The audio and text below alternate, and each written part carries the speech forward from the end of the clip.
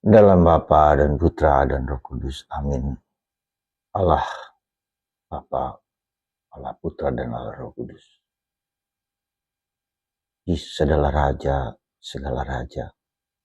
Raja alam semesta. Raja semesta alam seluruhnya. Bertekuk lutut di bawah kaki Yesus. Bantu kami ya Bapa untuk mengimani kemahakuasaan Yesus sebagai Allah, sebagai Raja. Bantu kami untuk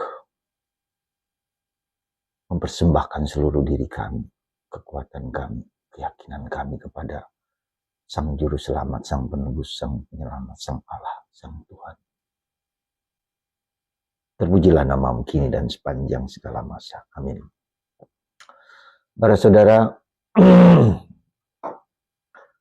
hari ini gereja merayakan hari Yesus sebagai Raja segala Raja. Raja alam semesta. Raja semesta alam. Artinya, tidak ada satu hal pun yang tidak berada di bawah kaki Yesus. Yesus menyelamatkan manusia, tapi juga menyelamatkan dan menebus seluruh ciptaan Tuhan ini. Yang kelihatan maupun yang tak kelihatan. Yang besar, yang kecil, yang dulu, sekarang, di langit, di surga, di bumi, di alam semesta, di gunung, di bawah gunung, di laut, dimanapun. Semua bertekuk lutut di bawah kaki Yesus.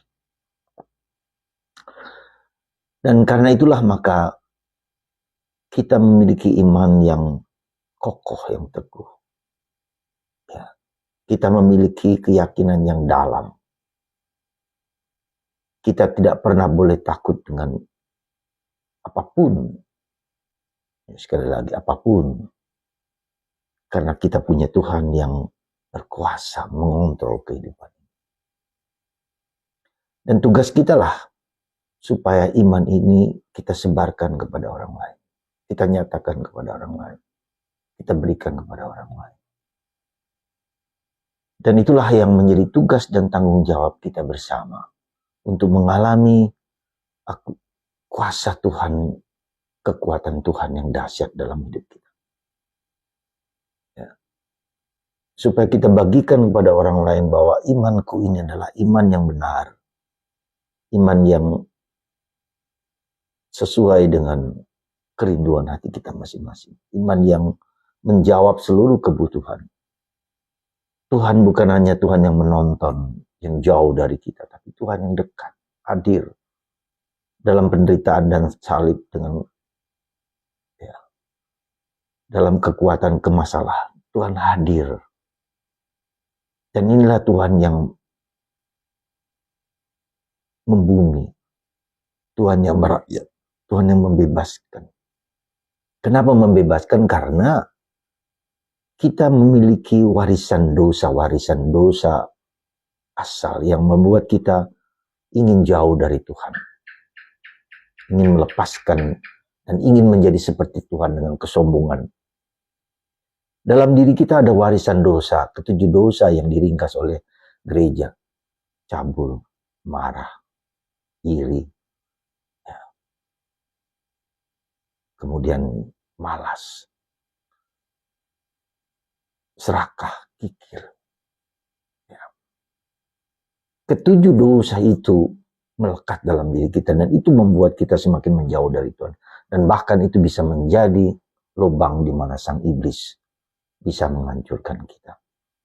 Kita bisa melihat raja hebat, ya Daud, tapi kemudian dia jatuh juga dalam kelemahan.